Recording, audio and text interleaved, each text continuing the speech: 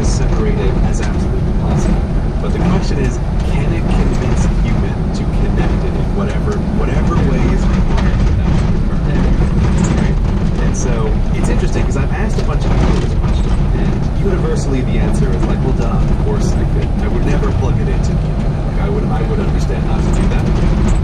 And I read this book, and my feeling, of course, is the exact reverse. Like when he proposes this theoretical idea, my view on this is always like, it's like if you were talking to a mere god, right? It's like, do you think you can outsmart God forever, or do you think that there is nothing that God could say that could not convince you to connect it to the internet?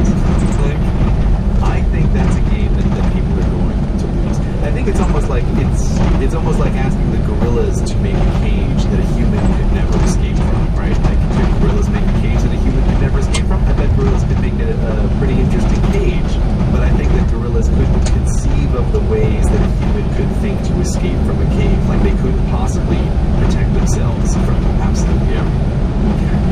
I don't know. So you think the computer could con you into connecting into the internet? I think it could con you into it without a doubt. Like, Con you great.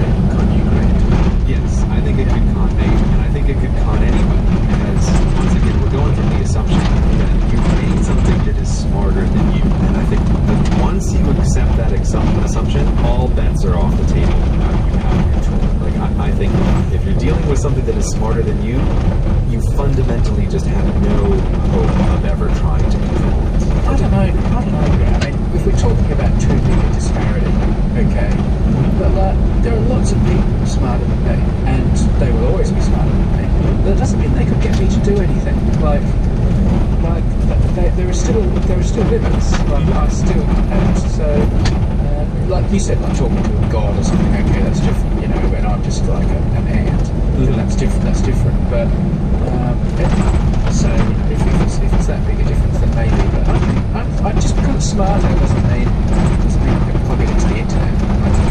But you're right. You only need one idiot. You only need one company to do it once. Okay. Although, hang on, is the whole game over? That's my other question. Like you talk about the artificial intelligence getting into the internet as the be all and end all of existence, but that is the one problem the computer has. Like it's still like you can still unplug the internet. And I know that's a bit of a nuclear option, but like the computer, like it still seems with things that require electricity or power or energy. Like there still seems to be like this get out of jail free thing. Well, I mean, two things. The first is yes. That you talked about the different levels of like someone smarter than you can't just automatically convince you to do something. But one of the ideas here with something like artificial intelligence is that if you create one of the ways that people are trying to develop AIs, and this is like I mentioned before on the show, we're talking about genetic programming and genetic algorithms. You are not writing the program, but you are developing the program in such a way so that it writes itself. And so one of the scary ideas about AI is that if you have something that you make that figures out how to improve itself, it can continue to improve itself at a remarkably fast rate. And so that, yes, while the difference between the smartest human and the dumbest human may feel like an enormous gap, you know, that gap may actually be quite narrow when you compare it to something like an artificial intelligence, which goes from being, you know, not very smart to being 1,000 times smarter than any human in a relatively short and unexpected period of time. Like that's part of the danger here. But then the other thing is like, okay, you try to work through the nuclear option of shutting down the internet, which is one of these things that I think it is very easy to say in theory, but like people don't realize how much of the world is actually connected to the internet, like how many vital things are run over the internet. I'm pretty sure that if not now, within a very short period of time, saying, oh, we're just going to shut off the internet would be a bit like saying, we're just going to turn off all of electricity. But that's almost what I'm talking about, right? Like, in a kind of Skynet scenario, would we not turn off all the electricity if that was an option? If they're killing us, if all the robots are marching down the streets and there's blood in the streets, would turning off the electricity not be considered? If we do turn off the electricity, what is the human death toll? Yeah. Right? Like, I mean, that has to be enormous. So we say, we're just going to shut down all of the electricity for a month. Yeah. How many? It's got to be 1 million people at least, right? At least that kind of thing.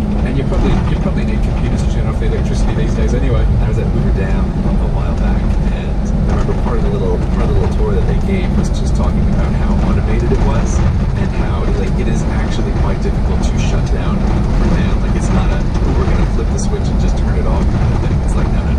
This whole gigantic electricity producing machine is automated and will react in ways to make sure that it keeps producing electricity no matter what happens. And that includes all kinds of, like, we're trying to shut it down processes. So yeah, it might not even be a thing that is easy to do, or even if you wanted to, like, we're going to try to shut it all down, it might not even be possible to do. So the idea of something like a general purpose intelligence escaping into the internet is just it's a very unnerving possibility. It's really been on my mind. It's really been a thing that has changed my mind in this unexpected way. You were talking before about developing these things in Faraday cages and underground and trying to quarantine them. Mm-hmm. What's actually happening at the moment? Because people are working on artificial intelligence. As far as I know, they're not doing it in Faraday cages. That's exactly it.